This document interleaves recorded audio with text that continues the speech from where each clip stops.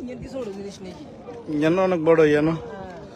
গতকাল রাতে একটা বালু ভর্তি ট্রলার পিলারের সাথে ধাক্কা খেয়ে ডুবে যায়। আরেকটা ডুবে গেছে। ট্রলারে থাকা 5 জন নিখোঁজ ছিল, পরবর্তীতে তাদেরকে উদ্ধার করা হয়।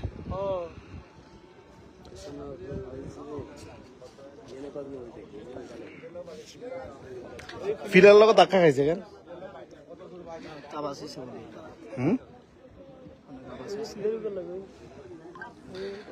একদম পুরো উল্টে গেছে। মোবাইল হইব চাই।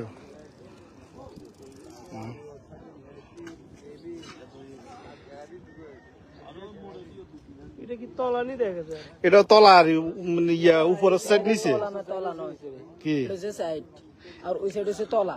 ওই সাইড হচ্ছে তলা, মানে উপরের সাইড দেওয়া যায়, মানে সাইডেরটা সাইডেরটা পাশেরটা, আর পুরোটা নিচে ডুবি রয়েছে। এটা এভাবে মানে যেরকম আছে ওইটা ওই ওরকম খা আছে আর কি। ও খালি এক সাইড দেখা যায়, পুরোটা ডুবি রয়েছে মানিতে। যে সময় ডুবছে ওই সময় জোয়ার আসিল কেন? কেরান লাগাই উড়া লাগবে। বালু তো হানির মধ্যে ইয়ে গেছে।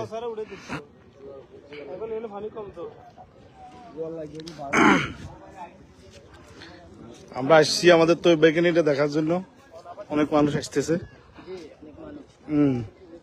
আসলে এটা কিভাবে হয়েছে জানেন? আমি এখানে আপনার এসব হা কথা করে লাভ হতো না, এটা বিপদ আইছে। বিপদ না, বিপদ অবশ্যই, এটা তো বিপদ আইছে। ওই যে লোক যেটা এখানে, ওই যে আরেকটা জায়গার লোক এখানে দাঁড়িয়ে রয়েছে, ওই যে এগুলো আনলোড করবে না এরা। ওই যে এদের ইঞ্জিনে পাকার সাথে পুকুরের সাথে ওই জাইলের যে রশি আছে না, রশিটা ও জালের রশি আটকে যাবার পরে হ্যাঁ ইঞ্জিন স্টার্ট দিয়েছিল।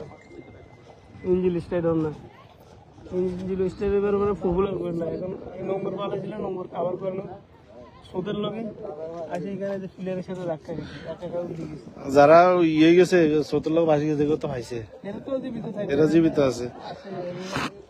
ওই সময় জোয়ার আসিল কেন? হ্যাঁ জোয়ারের সময়।